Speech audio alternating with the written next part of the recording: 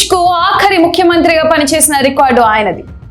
Bat పడితే century కొట్టాల్సిందే అన్నట్లుగా తనదైన శైలిలో పాలన సాగించిన నేత ఆయనే నల్లారి కిరణ్ కుమార్ రెడ్డి. అయితే 2014 విభజన తర్వాత ఆయన రాజకీయ సుడిగాల్లో చిక్కుకున్నట్లు కనిపిస్తుంది.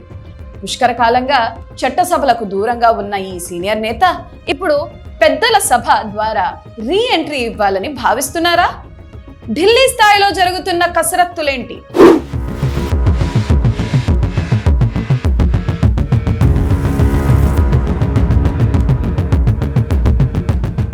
నల్లారి కిరణ్ కుమార్ రెడ్డి ఈ పేరు వినగానే రాజకీయ వర్గాల్లో ఒక ప్రత్యేకమైన ఇమేజ్ కనిపిస్తుంది. అతి తక్కువ కాలంలోనే సీఎం స్థాయికి ఎదిగినా ఆ తర్వాత ఆయన రాజకీయ ప్రస్థానం ఒడిదుడుకులతోనే సాగుతుంది. 2014 తర్వాత దాదాపు 12 ఏళ్లుగా ఆయన ఏ చట్టసభలోనూ అడుగుపెట్టలేదు. కాంగ్రెస్ నుంచి సొంత పార్టీ, మళ్ళీ కాంగ్రెస్, ఇప్పుడు బీజేపీ, ఇలా ఎన్ని మార్పులు చేసినా అదృష్టం మాత్రం కలిసి రావడం లేదు. 2024 లోక్సభ ఎన్నికల్లో కూటమి గాలి వీచినా రాజంపేటలో ఆయన ఓటమి పాలవ్వడం ఆయన అనుచరులను తీవ్ర నిరాశకు గురి చేసింది. ఈ ఎన్నికల్లో గెలిచి ఉంటే ఈ పార్టీకి కేంద్ర మంత్రిగా ఉండేవారన్న చర్చ కూడా ఉంది.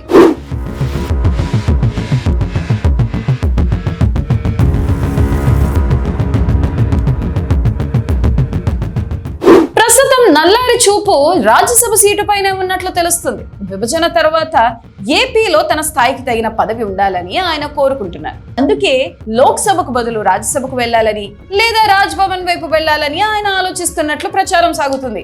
గతేడాది ఖాళీ అయిన రాజ్యసభ సీట్ల కోసం ఆయన ప్రయత్నించినప్పటికీ సమీకరణాలు రీత్యా అది సాధ్యం కాలేదు.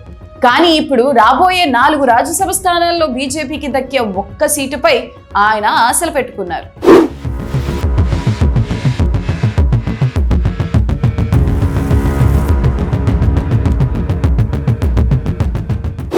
రాయలసీమలో ఇప్పటికీ బలంగా ఉన్న వైసీపీని ఢీకొట్టాలంటే రెడ్డి సామాజిక వర్గానికి చెందిన బలమైన నేత బీజేపీకి అవసరం. ఈ క్రమంలో మాజీ సీఎం, రాజకీయ కుటుంబ నేపథ్యం ఉన్న నల్లారిని పెద్దల సభకు పంపితే పార్టీకి ఊపు వస్తుందని అధిష్టానం ఆలోచిస్తుంది. అటు టీడీపీ కూటమికి కూడా నల్లారి అభ్యర్థిత్వంపై పెద్దగా అభ్యంతరాలు లేకపోవడం ఆయనకు సానుకూల అంశం. అయితే బీజేపీ పెద్దల పాత క్యాడర్ లేదా ఆర్ఎస్ఎస్ నేపథ్యంలో ఉన్న వారికి ప్రాధాన్యత ఇస్తారా, లేక నల్లారి వంటి సీనియర్ నేతను ఎంచుకుంటారా అన్నది వేచి చూడాలి.